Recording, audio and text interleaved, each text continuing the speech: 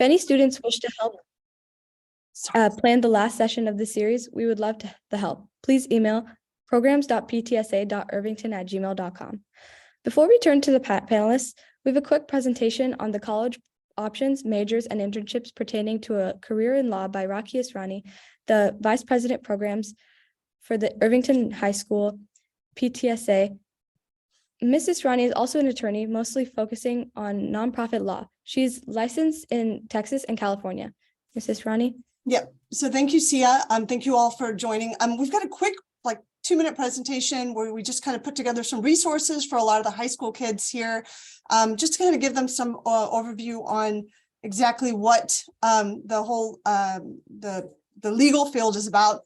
The one thing about Leo, and I think a lot of these, we have 4 panelists, which we're very happy to have, and they'll kind of take us through some of the things they've seen that lawyers or people from their classes maybe have done, or that options they have now that they have a law degree. But being a lawyer myself, I know a lot of lawyers from my class actually went into activism or community organizations, foreign service officers, government executives, and then judges. One of my friends just got elected as a federal judge in Texas. And so, there's many things that can be done once you have a law degree. Sorry, trying to do this 2 things at once. So, some of the popular majors, I've actually sent a couple of questions that were put into the registration form to all our panelists. But, some of the majors that I've seen are business, political science, public policy, international relations, English, philosophy.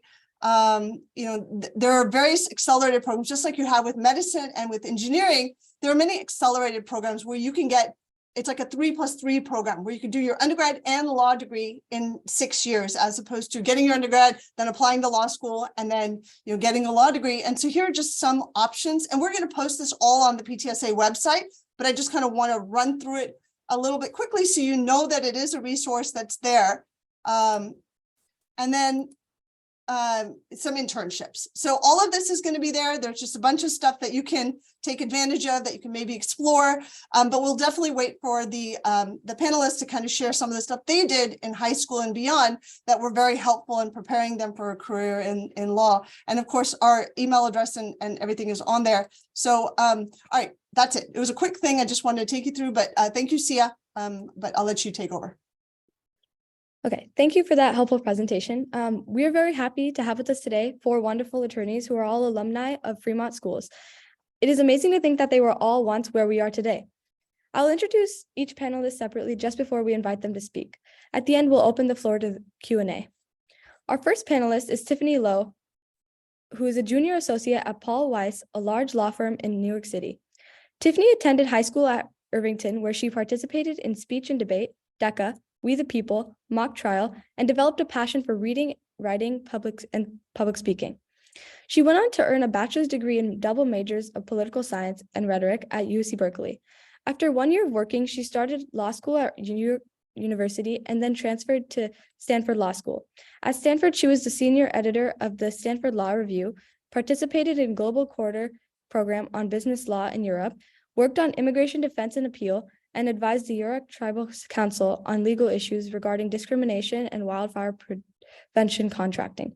Now she works on litigation and investigations in various fields, including contract, antitrust, securities, health privacy, and immigration law.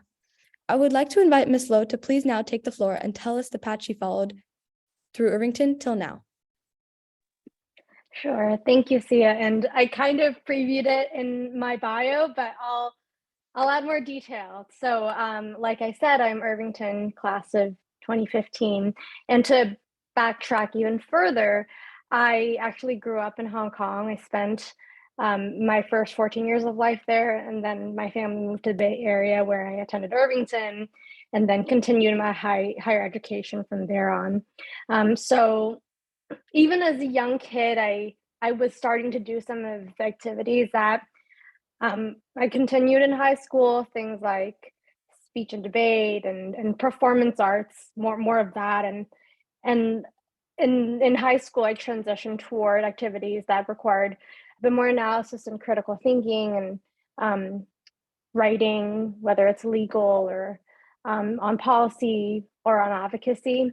And Irvington, as some of you may know, also has these benchmark projects that give you a window into analyzing whatever issue you may choose or an environmental issue.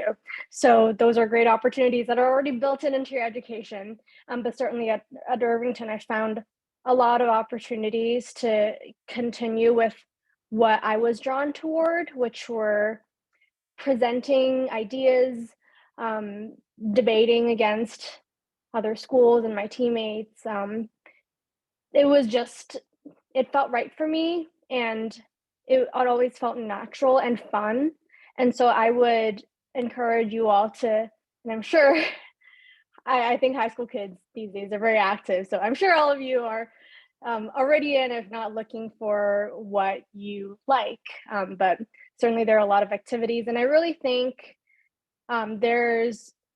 you can draw experiences from a lot of different activities that are applicable in the law. So I wouldn't say, to stay away from anything. I think you can learn a lot from, and really any club, really any activity in your high school, whether it's Irvington or elsewhere. So that was Irvington. I had a really great time. Then I went on to UC Berkeley, where, as Thea mentioned, I studied political science and rhetoric. Political science, of course, is quite a popular major before law school. But I do want to highlight that a lot of my colleagues and also law school classmates actually did STEM majors.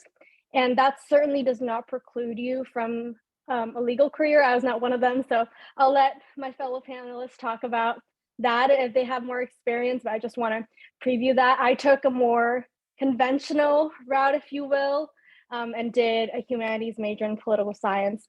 That was something I enjoyed. And I also paired it with a rhetoric degree, which is, I think, not a very common major, not a very common program, but it was essentially a more interdisciplinary major in which we would analyze texts and the academic literature in different fields. So I took things like TV criticism, colonialism, science and technology. It was really a field in which we could dive deeper into an area and read some of the influential texts or even contemporary pieces about that. So it allowed me to explore different areas, which I really liked. I like the variety of the substance.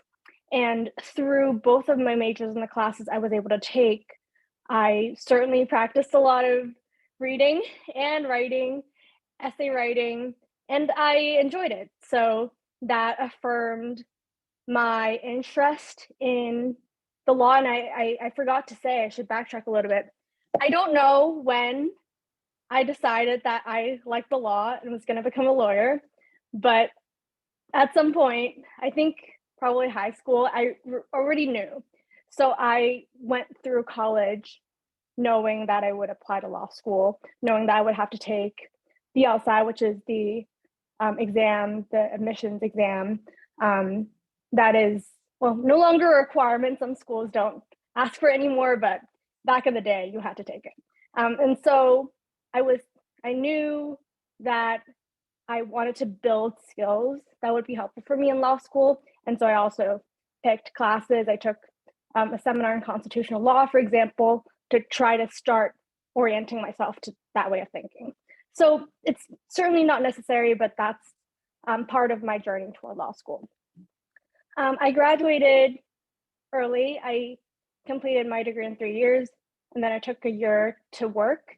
I was a legal assistant at an immigration and personal injury firm in Fremont, actually, and I learned a lot. And it was very interesting to work at a smaller law firm, especially now that I'm in a big law firm, and I can certainly talk more about that if people are interested. But it's very hands-on. You get to interface with the client, interface with your adversary, the opposing counsel, and you just do everything in the case.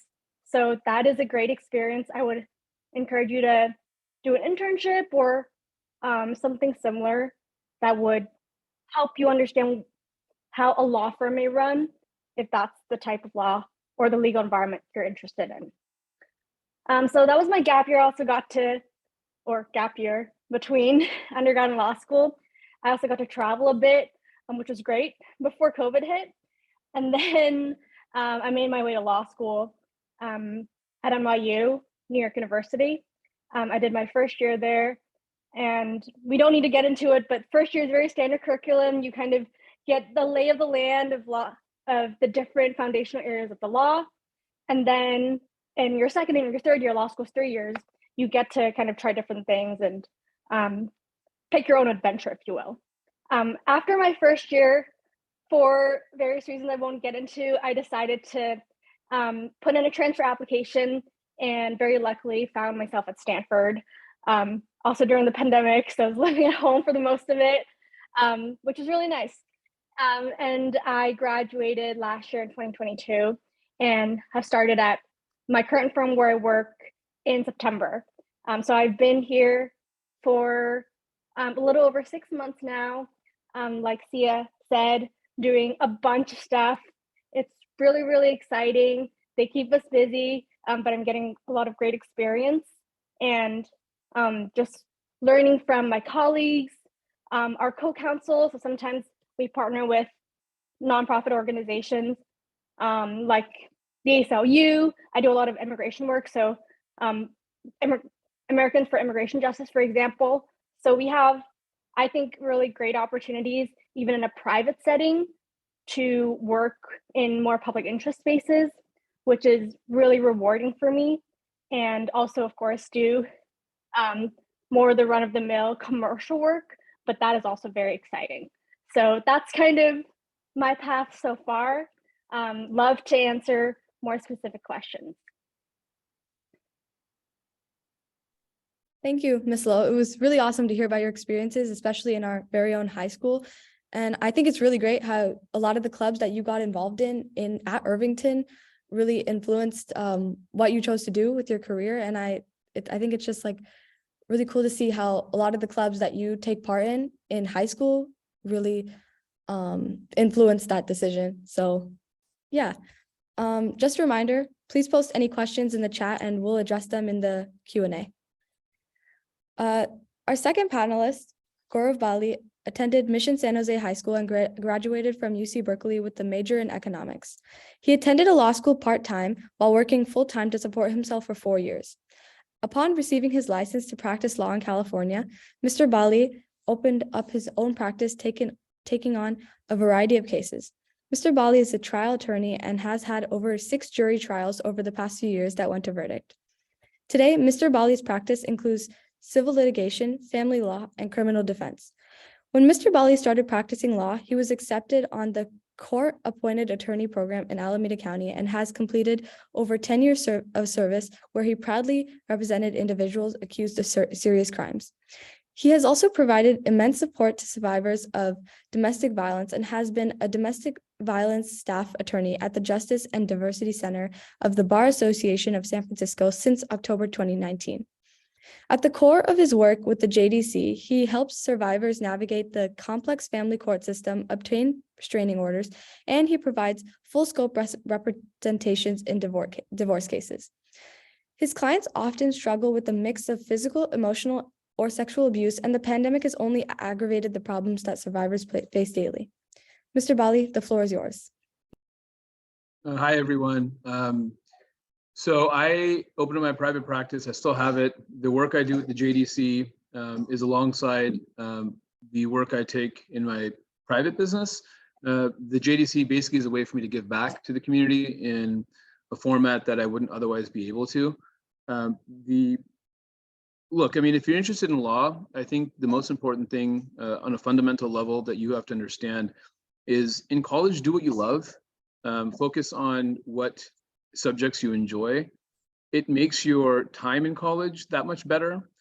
So instead of looking at it from the reverse in terms of what would help me get to law school, I've know many people from all different types of majors that get to law school because they want to be there.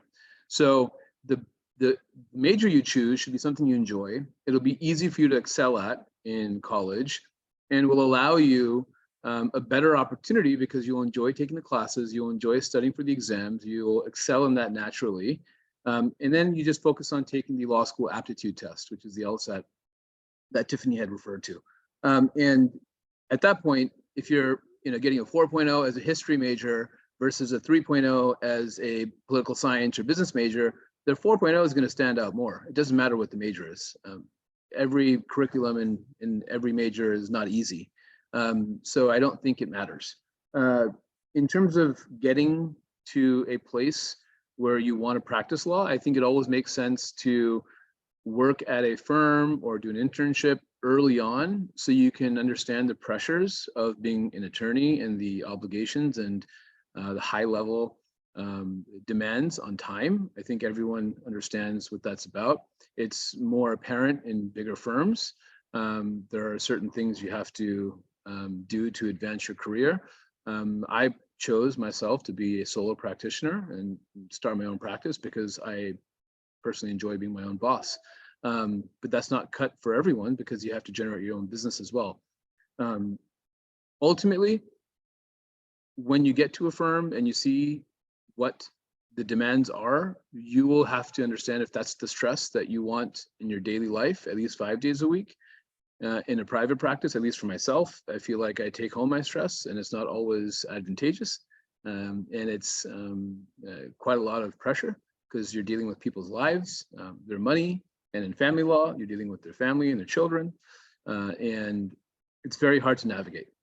So I encourage everyone to try doing something in an area of law, even before getting to college, because it's just going to accelerate your understanding, even at a basic level. And then while you're in college, if you can do part-time work or if you do summer internships, I think that's the best way to go.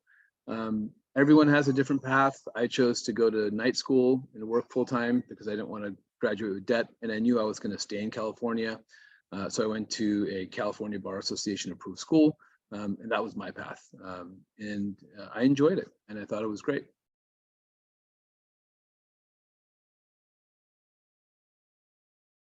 And I'll pass the torch just in an effort to save time and answer questions. Mr. Bali, that was wonderful. I love the advice that what we should do what we love instead of what we think is expected. And I think that's a really good way of just going about things, that you should, focus on what what you think you'd enjoy rather than what you think is better for, your career, or just something you think you'd enjoy that you'd want to spend the rest of your life doing. It makes your time much easier, and it makes your desire to study much greater versus, feeling like a drag. So that's really the premise of why I suggest that. And I think it's, as I tell my family all the time and my nephews and my nieces, I say, just do what you love and figure out the work stuff later, because many people end up in careers that they don't ultimately study for in college. And it's very hard to prepare oneself for a career not knowing what the demands in that particular job are. So. Yeah, exactly. Thank you. Just a reminder, please post any questions in the chat and we will address them in the Q&A. Our third panelist is Monica Ahuja. She's a senior employment counsel at the Roche Molecular Systems, Inc., providing in-house advice and counsel on labor and employment, contracts, compliance, and data privacy matters. She has worked for multiple law firms, including Burke, Williams, and Sorensen, DLA Piper, and Littler Medelson prior to going in-house. Ms. Ahuja is a Fremont native, went to Mission Valley Elementary, Hopkins Junior High, and Mission San Jose High School, where she graduated as valedictorian. Ms. Ahuja received her bachelor's degree in economics with a minor in business from the University of California at Berkeley and her JD/MBA from Loyola University, Chicago. Ms. Ahuja is admitted to practice law in California and Illinois. Ms. Ahuja, we invite you to speak to now. Let us know your path from high school to now. Sure. So I think it's interesting because hearing from both Gaurav and Tiffany, we definitely all have different paths of getting to the law, right? For me, my trajectory after high school was not traditional in nature, as far as I honestly didn't know what I wanted to do. I went into UC Berkeley coming out of high school as a spring admission. So I wasn't even there in the fall. I had no clue. I was an undeclared major. I went in And I took a lot of different classes. I took organic chemistry, I took computer science, I took a variety of different subjects as I hit the ground running at Berkeley. And then I landed in econ. And so again, back to the question around what's a typical major, I don't think there is generally one major that could lead you on, onto a path in law. I ended up with a degree in economics and a minor in business. And still coming out of college, I still didn't know. I was like, okay, I'm going to go look into the market and do interviews. And at that time, the market was very tech heavy. It's right after, all the boom happened in the late 90s. And so I interviewed and I was like, wow, what is my skill set? Like, I don't know what my skill set is coming out of an economics degree at a UC Berkeley. And so I kind of knew in the back of my head that I was all about fairness and doing things from a fairness perspective, and always had interest in like civil rights and, always had, even as a child, was always interested in like fairness, just because, my parents, like many of you, probably came from another country. And so I was like, you know what, I'm just going to keep interviewing and then I'm going to take the LSAT. And I took the LSAT and I did average. I mean, I didn't do great. And I'm just being totally transparent, because I think in your shoes, everybody thinks that the people who go to law school and become a lawyer are like the top of the crop at all points in their career. And I don't think that's true, right? For me, I got into one law school when I graduated. And it was one out of probably 20 law schools that I applied to. But I've always been of the position, really, even though I went to a very prestigious undergrad, that it's not where you go, it's what you do. And so I ended up I got admission into one law school, Lewis and Clark in Portland. And I went in and I, was like, you know what, I'm going to run with it. Let's see how it goes. And I finished my first year, and transparently, I hated the weather in Portland. It was dreary. It was raining all the time. And I was like, I'm basically not happy with the environment here, even though I'm in law school. I'm going to transfer out. So ironically, I transferred out. I went to Loyola University of Chicago, and you all would think, so you went from the rain to the snow, like how is that better? But it was, honestly, like those second and third years were better. I got to explore a wide variety of curriculum, from corporate to tax, right? I learned so much about tax laws, how things happen within the scope of a trial with evidence, right? It's just, the subject matter in the law is very interesting. So still coming out, again, I mean, I was not the number one person coming out of my class. That just wasn't the case. So I didn't have the summer internship at the big law firm, but I wasn't discouraged. I was like, you know what, I can overcome this. And over time I did, right? My first job out of law school was at a labor union. And so talking about the different areas, right? The public interest, I started representing a labor union and the unionized workforce in administrative hearings. And then at the time, ironically, in California, there was a state furlough of these state workers. And so I just went out there to my manager and was like, you know what, you're litigating these cases against the state. I want to be involved. And he gave me the opportunity. I was like arguing what's known as a demurrer in the court of appeals, like my second year out of school, right, out of law school. And then from there, it just kind of, I utilized whatever skill set I developed to work my way up. So first I went from the unionized workforce into a firm where I was on the other side. So now I was representing cities and counties instead of the unionized workforce themselves. So I transitioned to the other side. And then I started pitching myself. I was like, look, I'm doing labor work, but if I want to grow, I want to do employment. So I started learning wage and hour laws and discrimination and harassment laws, and eventually made my way into a large law firm and then another one. And so the thing is, it's not, I really believe like kids in high school, and I was there, and that's why I say it, are really focused on where you're going. And to Gaurav's point, I think it's finding what you like is really important. And so if I can give any tips on what to do, if I could do it differently, relax. That's number one. right? Because you're going to get to a path that's right for you, and you're going to do it on your own trajectory. If you try to follow somebody else's path, it's not going to be your own. And pretty soon, before you know it, you'll end up in a position like me, where I'm so happy with the current role that I'm in, right? I love what I do. I'm still growing, I'm still learning. And so I would just, I would say relax a little, right? Do your best to try to find your niche. And in addition to that, if you feel like you're interested in the law, I think what's already been said is, to Tiffany's point about the small law firm, I mean, there are so many opportunities to just learn little bits to see if you're actually interested in it. And that's one of the things that I had a gap. I didn't do anything to really figure out whether I was interested in the law. And so I would advise those two things. Thank you. Thank you. It was really great hearing your story, Ms. Ahuja. That's really wonderful advice. It's not where you go, it's what you do. And like, including me, a lot of my friends are really stressing about whether they're good enough to get in a good college, or if I'm doing enough in high school, like so far. And it's really refreshing to know that everything will work out on your own pace, and knowing that all we need to do is just keep moving forward, and it'll work out. And so thank you. And just today, we had a last minute addition to our panel, IHS alumni, Mr. Eric Wang. Mr. Wang, we are very happy to have you here with us today.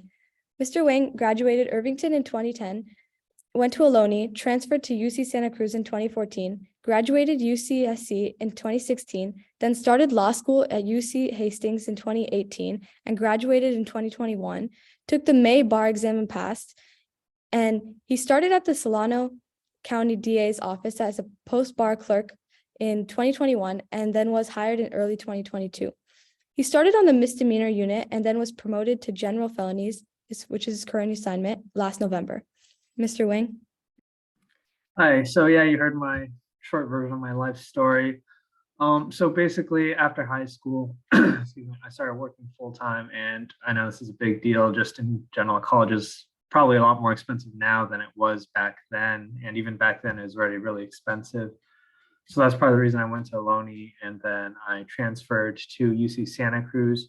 And kind of a common theme, you'll hear this from probably a lot of attorneys, I did like poli-sci legal studies as my major there, but I didn't go into it thinking or knowing that I wanted to go law school and be a lawyer at all.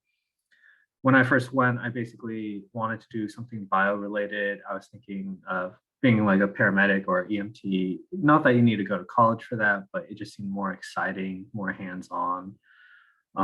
It's kind of a cross combo between like mental stimulus and being physically active. But then I ended up taking basically like a legal course, intro to like law class at Santa Cruz, and I really enjoyed it. And so I kind of swerved and switched over to poli-sci. And then after I graduated, I was just doing some like side jobs for a bit while applying for other more long-term careers. And I ended up taking a job as a security guard at the 6th District Court of Appeal in Santa Clara. And then while I was working there, basically I got to interact with a lot of the justices and the attorneys.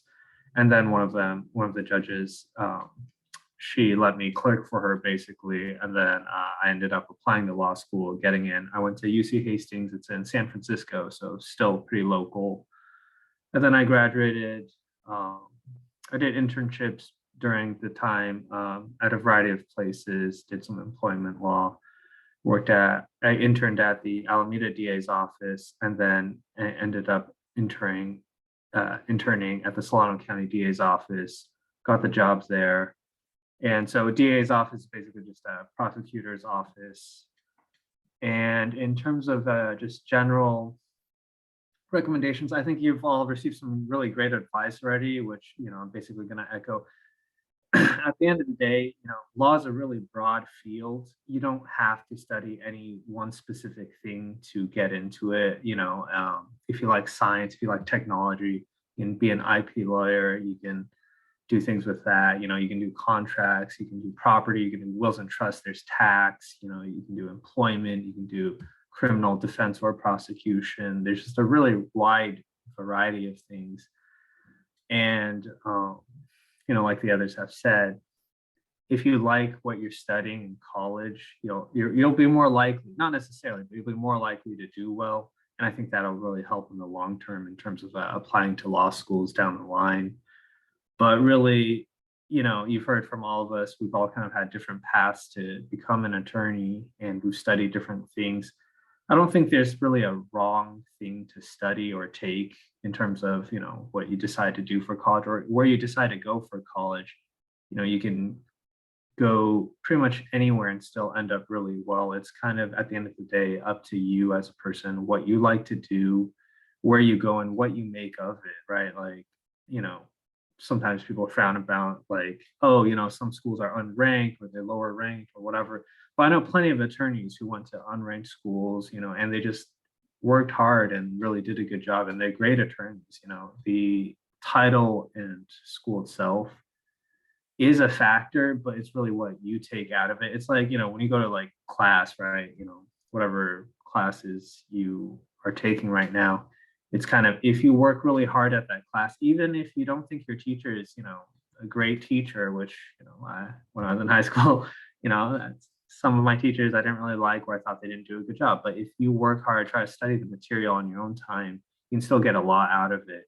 And so I think that's really important. And so in college, you should definitely study something that you really enjoy, because at the end of the day, if you do go to law school and you do become an attorney, what you learn, in law school and what you do as an attorney is probably going to be very different from what you learned in college anyway. I'm not saying it doesn't matter what you learned in college, but I'm saying you're not necessarily going to use a lot of it, and you never know where you're going to end up. So I would really just do something you're passionate about.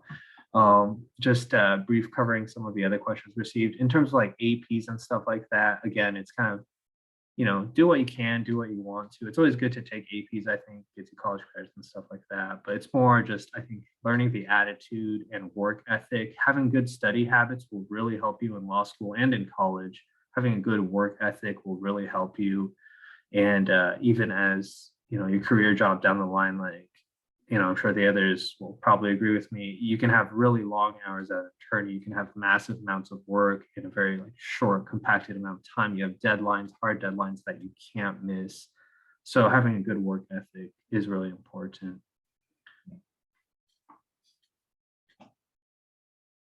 And that's it, unless anyone else has any questions, happy to answer. Thank you, Mr. Wang. The idea that everything is about what we take out of it is very inspirational. And if you enjoy law, then you should, get into law. And I think, Thank you. We will now open it up for Q&A. Please post any questions in the chat or raise your hand. I'll turn it over to Mr. Strani to handle the Q&A part. I'm just going to pin our speakers on here. So we do have quite a few questions, some of which I sent to all our panelists beforehand. These were the ones that were put into the registration form when people had registered. We'll kind of go through those, but I do have a lot of questions that have actually just been sent through the chat today. So I'll start with those. If anyone would like to raise their hand and ask them themselves, you're definitely welcome to do that. In fact, it would be great for some of the kids, the high school kids, to actually turn on their cameras. It would be wonderful to see you. But we'll start with the first one. I think Munabina had asked a question: how are the job opportunities in law? Basically, how difficult is it to start practicing law after completing a law degree? So whoever would like to start, you're welcome to. So I guess I'll just do a quick answer and defer to my colleagues here. But, as I said, I think there's just a massive variety of jobs, just in the sense of, pretty much any field you think of, there could be some law related issue, right? Like, let's say you work at a museum, right? And you wouldn't think, oh, maybe it's kind of weird, a museum needs a lawyer, but it could be like, property rights in terms of like transferring like antique artifacts or something, or contract law with the employees, events, stuff like that. There's basically a legal side to almost every field. So I would say in that perspective, it's really broad. In terms of like the job market, economy generally, that kind of ebbs and flows. Maybe we'll be entering a recession or something. Don't worry about it too much, do your best. That's outside of your control, but what's within your control in terms of like fields and things like that, how well you perform, that's something, you have more control of. And, I just think like there's basically a niche for everyone for what you like in the field of law. So I can say what drove me is that I knew by having my license to practice law, there's really nothing that one can't do. So even if you're unsuccessful in landing a job, you can open a private practice. You can pick up a couple cases. You can do some pro bono work. You can volunteer at your local bar associations. It's just unlimited. And that's one of the beautiful things about the law. Just like being a doctor, there's always a need in some area, in some field. So there's never in a time in my career where I felt the economy has limited my ability to earn money. And that's what I love most about this business. I don't enjoy the stress at all. And I literally remind myself that it's a balance, life's a balance. So you have to be able to take the good with the bad.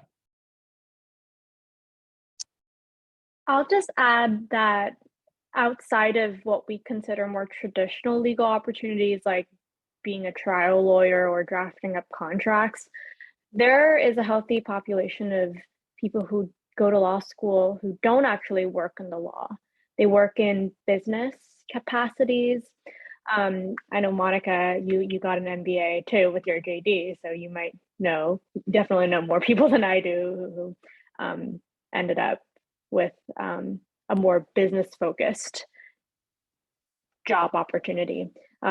You all probably know plenty of politicians, policymakers, advocates, nonprofit,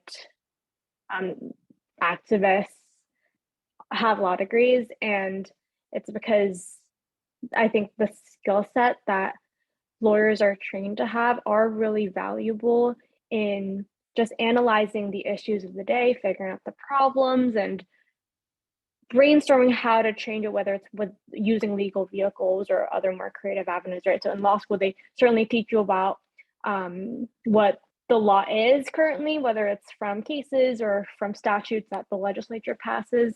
But at least with my education, we also got opportunities to think outside of the box and think about how law works with other non-legal methods to advance our society. And so there are also opportunities outside of what you traditionally think of a lawyer who shows up in the courtroom that can help make an impact. So I wouldn't limit yourself to just like, if you end up really don't liking the law, and some people do that after law school, they go into a firm or they go into a job and they realize that the stress and the actual work isn't what they want to do on a day-to-day basis. And there are certainly ways to pivot from that.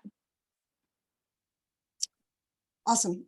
So a couple of the other questions that we've gotten. How can you, how can you prepare for law school, and what did you do in high school to apply for undergrad?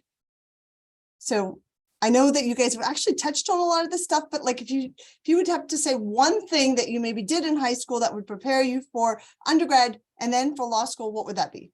I think what Eric said was the best: work ethic. You just practice. That makes perfect. Focus and be prepared. That's all I have to say. I mean, just to emphasize that, I think study habits, right? Making sure that you have good study habits, because just like the practice of law, undergrad and law school require really good study habits, and the ability to extract information that's relevant, I think is the other thing. Is, a lot of people read every single line. And I think that's not a bad thing if you want every single line, but oftentimes you have to know how to get to what's important. So I think reading a lot and really developing strong study habits are key. I'll just add one thing that's a flavor of what everyone has been saying. Try to develop good organizational habits.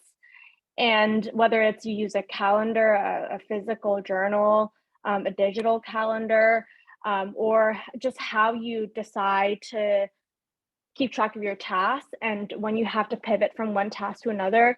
Because like we've mentioned earlier, in law school, in your work, you're going to have so much information you have to process. You have to juggle from one case to another at a given time. You as a lawyer might have 10, 20, 50, even 100 cases, depending on what area you're in. And you have to constantly pivot back and forth. Sometimes unexpected things come up, right? So you just have to develop a system in which you know what you have to prioritize and when your deadlines are.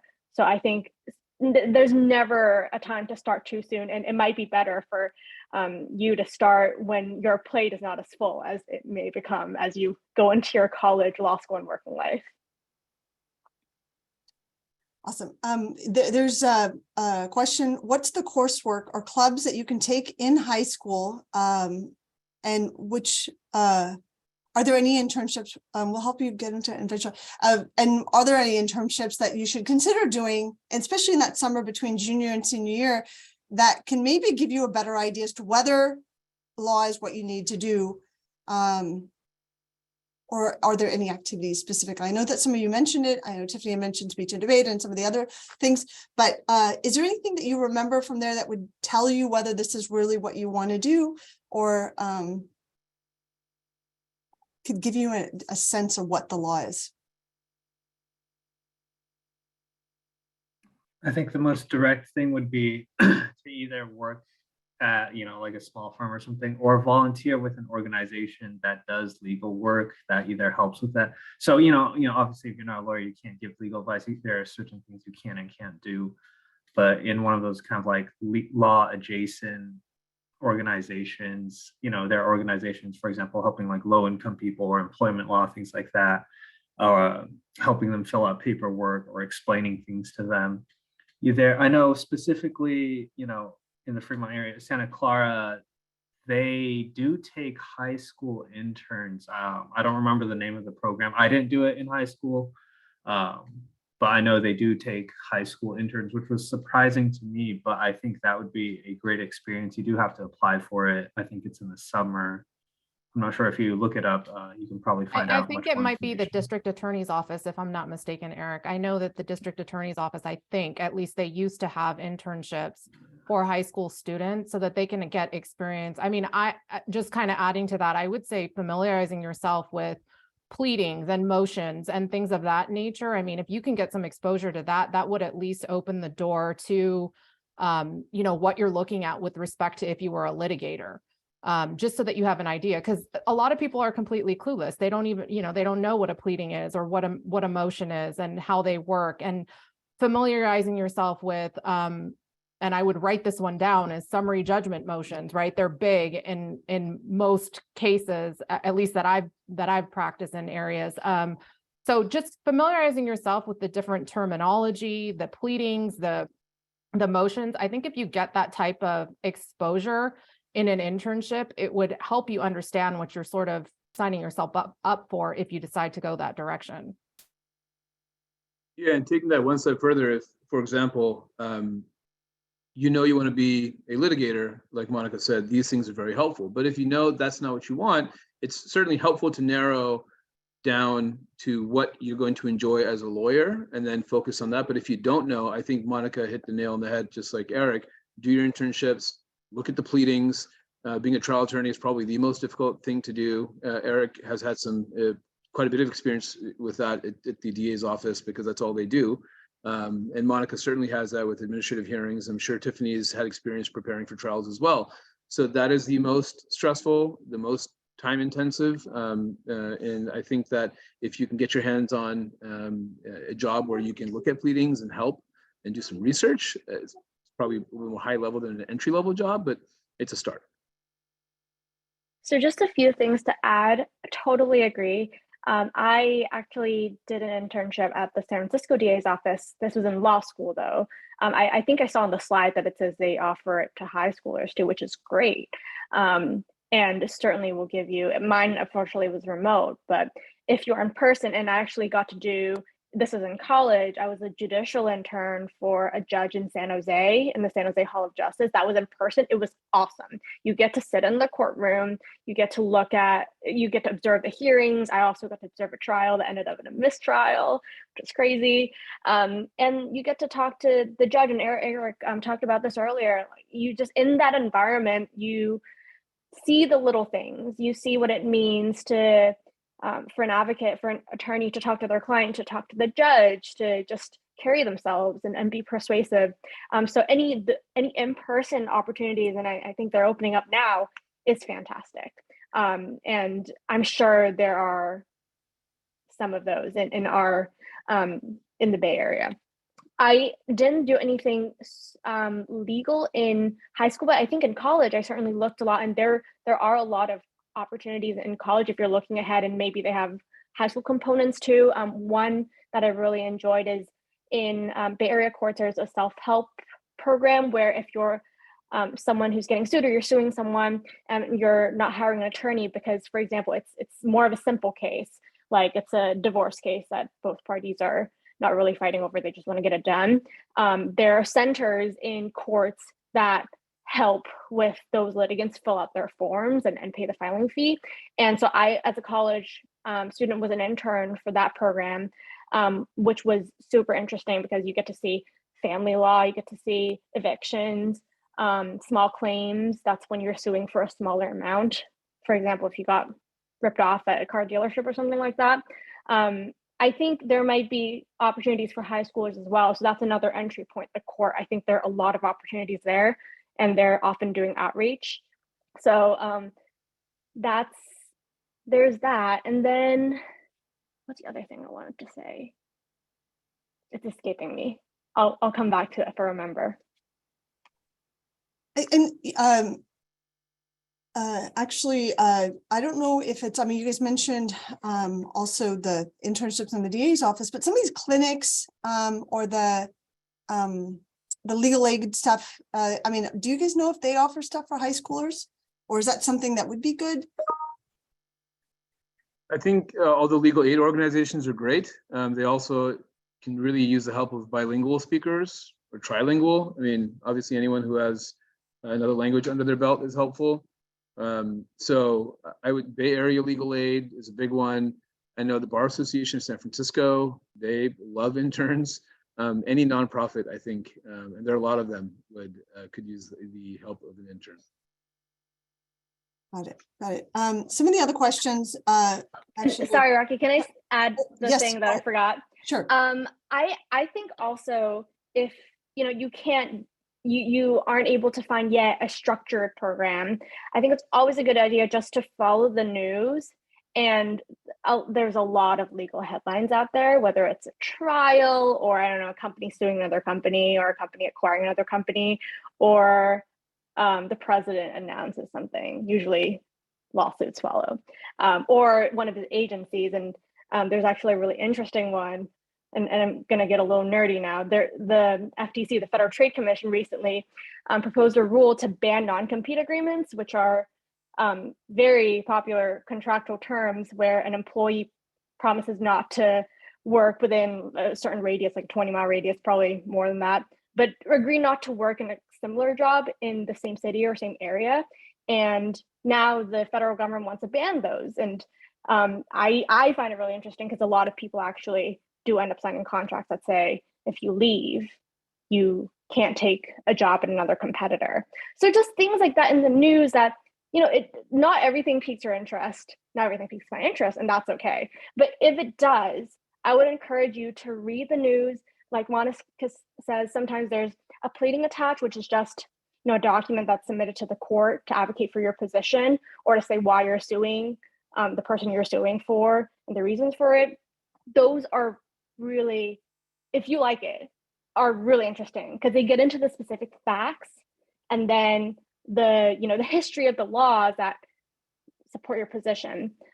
So I think that's a great entry point to what the law actually means in real life and how they affect people. And then the related thing I want to say is a lot of litigation doesn't actually go to trial or takes a long time to get there. what happens in the interim is you're collecting facts, you're interviewing witnesses, you're just trying to figure out whether you have a good claim or a good defense to what is going on. So that's quite a bit of what lawyers do too. It's digging into documents, digging into the facts, and figuring out what happened. It's like an investigator job. It's actually, well, there exciting aspects and also laborious aspects to it.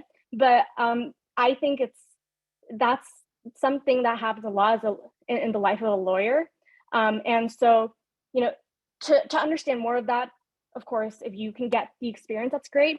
But also maybe reading interviews of lawyers who talk more about what it means day to day. And if you can experiencing it, I think that's a great way as a high schooler to understand what it means to actually be in that position.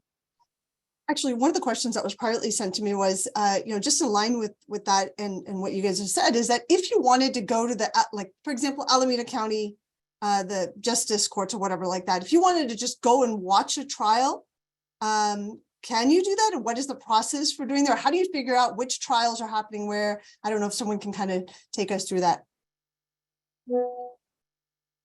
You can pretty much just walk in. So court, so for example, as a DA, we have daily court calendar that you probably won't want to watch that. That's kind of boring. And it's very basically like very quick, short meetings on each case. You probably won't be able to, I mean, just because you're only getting a very small snippet of that like day's kind of discussion, you're not really going to be able to figure out what's going on. But you can look up trials and what cases are set on the court calendar. I don't remember the Alameda court system offhand, but you can absolutely just walk into pretty much a random court that has a case or trial going on, and you can just sit there and watch. You do have to go through security and stuff, and obviously if you're disruptive, you'll get kicked out. But yeah, it's open to the public. You can absolutely just walk in and watch. You might not get, like, if you're not there from start to finish, you probably won't get a good idea of what's going on. Because you'll probably just walk in like mid testimony, but you can look up the charges and stuff like that, do some background investigation. So you just go on the court calendar, see what's like on each court docket, each courtroom. It's kind of like a classroom, they each have like a list of things going on, and just see who's got a trial, look up the charges, see if it's interesting to you, and then you just go watch it. Awesome. I'll just add one thing. Sure. Because of the pandemic, a lot of courts have actually started to do remote streaming. So I don't know the exact keyword you want to look at or you want to search, but I think if you want to just like put into Google public hearings or public like X court, like Texas, I think, so I took a class in law school about technology in the courts, and one of the units was how courts are pivoting given the pandemic. And even outside of the pandemic, when the litigants would have to travel a long way or are unable to leave their house, how technology can be used to accommodate that. So as part of it, we kind of like looked at the different courts in the country. Not all of them do it, obviously, and sometimes some sensitive court hearings like family or probate cases are not open to the public. So it depends on the case, of course, but I think you can try different keywords, try different parts of the country, and you will probably get access to, the civil docket, the family docket, and the traffic docket. Sometimes it's just audio only, sometimes you see the people, but it's actually, I think it's pretty fun, especially when it's a more accessible topic and you can tune into it quicker. Awesome. Actually, we have a lot of questions. I know we're kind of coming up to the end of this, so I'm just going to pick a few of them. There's one, what major do you need to take an undergrad to go to law school? I don't know if you guys have any thoughts on that, and we've kind of briefly covered that. None. And you don't even have to go to college technically to go to law school. There's rules that can get you around that too. There's rules that say you don't have to go to law school to become an attorney. If you're a paralegal for 5 years under an attorney's wing who's practiced for 10 years. So there's so many different avenues. My only suggestion to everyone is focus on what you enjoy, do what you love now. You have time to decide about your graduate school down the road. And if you want some experience in between, there's so many opportunities that everyone's pointed out that you can undertake to get there, but just enjoy college. Grad school comes way later. It's great advice. Does anyone else have any thoughts on that? Or so someone has asked, can you talk a little bit about patent law?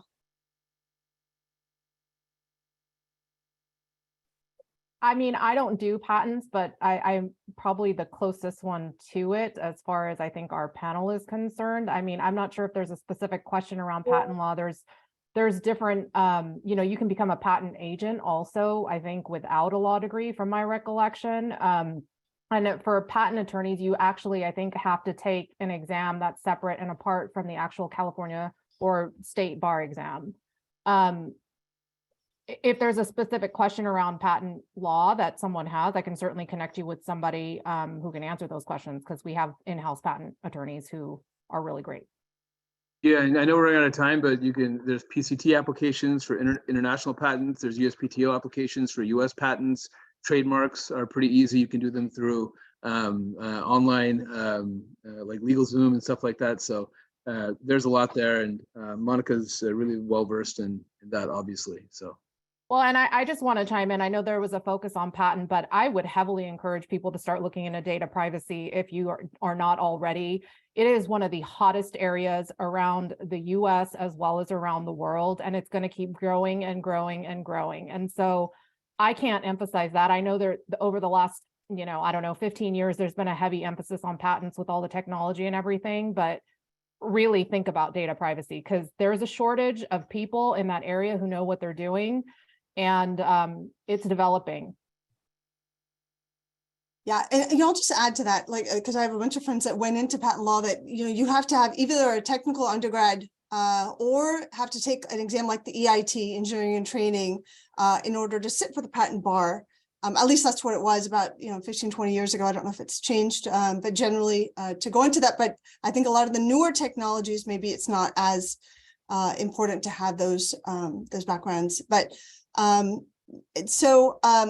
actually have a bunch of questions on, maybe I'll just take one more and then I'll just kind of open it up to each of you to give closing statements. But there's been a lot of questions, which you guys all kind of touched on, about classes that are super important to prepare you for college and eventually law school, specifically APs. I don't know if you guys can touch on, I don't know if you remember, what you did in high school. Like, was there one particular class that made all the difference? Is there a specific class that you should make sure to take as you kind of go down this path? I don't know if you guys could talk about the coursework specifically in high school. I think math is like the best subject because it's very logical, and I think law is very logical as well to a certain degree, with the exception of the gray area arguments you make to judges. I just love math, and maybe that's why I'm prone to state that that's what I think would be most helpful. I mean, I'm really far from high school, but I would say English in addition to math, because a lot of it, at least depending on what area you go into, but if you go into litigation, you really have to have really strong writing skills and negotiation skills in the scope of your writing, and you have to be convincing. And so I would really focus on reading and writing, and English is probably the closest thing that I remember from high school that would give that strong skill set. Yeah, I agree with that. I know I'm the closest one to high school here. I don't, I think that's probably right. English was, well, the subject I liked the most because I got to read and write in it. But I think really any subject, because the law is logical, but I also think of it as creative and innovative. There's a lot of opportunities to make interesting arguments, to think about strategies, it's a people business too. It's essentially a service industry, and you deal with judges, your clients, opposing counsels, all of whom have different incentives than you. And so I think just this is the theme we've been harping on. Do what you enjoy, explore what you're curious about, and I wouldn't worry so much, especially in high school, about preparing for law school. It's a long way away. Just take the time to be open-minded and explore. And I think I really wouldn't worry about classes. or the specific level of classes. If you feel like, of course, AP is more of a challenge, and I always encourage people to challenge themselves. And if you feel like you're ready and you're having a balanced workload, don't overload yourself. It's not good in any stage of life, but to the extent you think you're capable and that would actually enhance your learning, I would encourage you to go for it. I actually agree with that completely. I think English is probably the most important. And I think AP English would be very useful if you can handle that. But I definitely agree with Monica and Tiffany. It's probably the most important because the LSAT has 3 different sections. One's a logical reasoning section, one's a multi-state section, and one's an essay section. So given that the format is heavily focused on reading and comprehension, I would 100% agree with Monica and Tiffany. That probably is the most important subject. Yeah, law basically boils down to writing and arguing. So awesome. So I maybe if it's okay, I'll just kind of turn it to each one of you individually, just to last minute advice. I think that at least listening to you and having, we've been doing this the entire year, we've been having monthly sessions, and a lot of the feedback that I've gotten from parents and kids, as I think I emailed all of you this as well, that a lot of kids are just, this is a very crazy time for a high schooler, right? Because social media stresses you out. And, there's a lot of uncertainty. There's a lot of, just mental stress, I think, on the kids of today, because you just don't know where you're going to end up. So I think hearing all 4 of you and just, what your path was and how it's been, reassuring, I think, for a lot of kids. But if it's okay, I'll just kind of turn to each one of you individually just to give any closing thoughts, advice, or whatever you'd like to say. Whoever would like to start.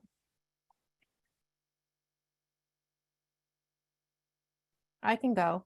Sure. Thanks, Mom. Well, first off, thanks for having me. I appreciate it. And I will say that I stick by what I said, relax and breathe, do your best. But I think I too recall how stressful it was in high school and the pressures. I know it's probably exponential from the time that I graduated, but I still think you're going to fall into place if you follow your passion and what you're passionate about and what makes you happy. And what you're passionate about is really going to drive where you end up. So I think the key is to find what you're interested in. And that would be the biggest advice I could give, is find what you're interested in. If anybody has any additional questions, I mean, I don't mind, Rocky, if you want to share my email, or, I'm happy to answer anything. I know it's not always easy in an hour session to go through exactly what the law entails in more detail than we have. But if there are specific questions that you have, feel free to reach out. Yeah, no, that would be great, Monica. If you guys don't mind, you can put your email in the chat, or I can definitely share it to anyone who would like to email the PTSA email. But either way, whatever you feel comfortable. Thank you so much, Monica. Eric, Tiffany, Gaurav, whoever would like to. I can go. Sure. I would say stay open-minded and stay curious and be okay with not knowing. As a type A person, I am always asking questions and want to know what's going to happen. What are the possibilities? And I think that's natural, because uncertainty is hard, and there are still plenty of things that I wish I knew the answer to and could figure out. Like, I wish I could have my whole year planned out. Actually, that's not true.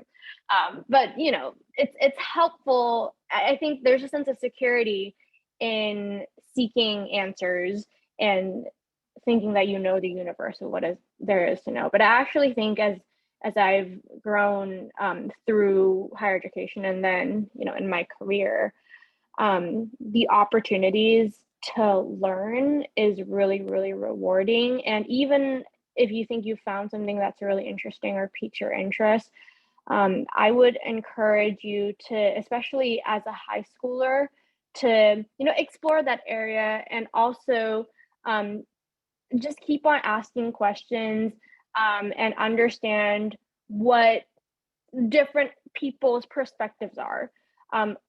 We are just 4 of the many, many lawyers out there who have taken incredibly diverse paths to where we are now.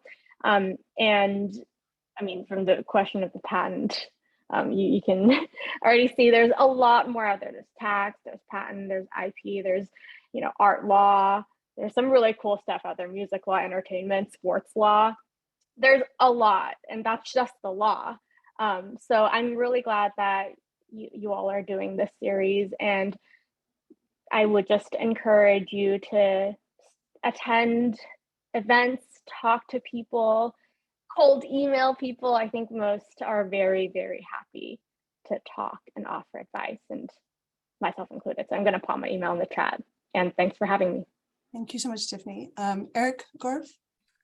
Yeah, I mean, like Tiffany said, lawyers generally like to talk. We're very happy to talk about work, talk about, what we like, which is the law, which is why we're still doing this.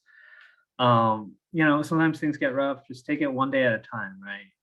There's plenty of time for you to figure out what you like, what you want to do. You can always swerve. I actually know a guy, not to discourage anyone from pursuing law, but I know someone who went to law school, graduated, passed the bar, and then their first week of working as a lawyer, they decided they didn't like it. They didn't like it. They quit.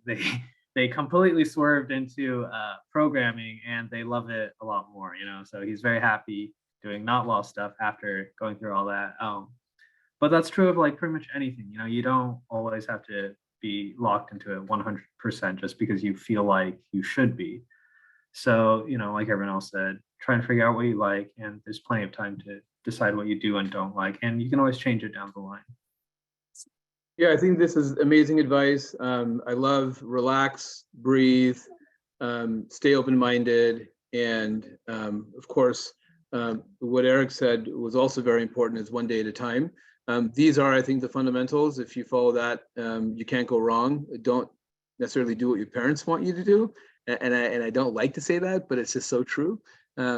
Just do what you want to do, and make sure that everything is a risk. Every career is a risk. And if you don't like it, you don't have to do it.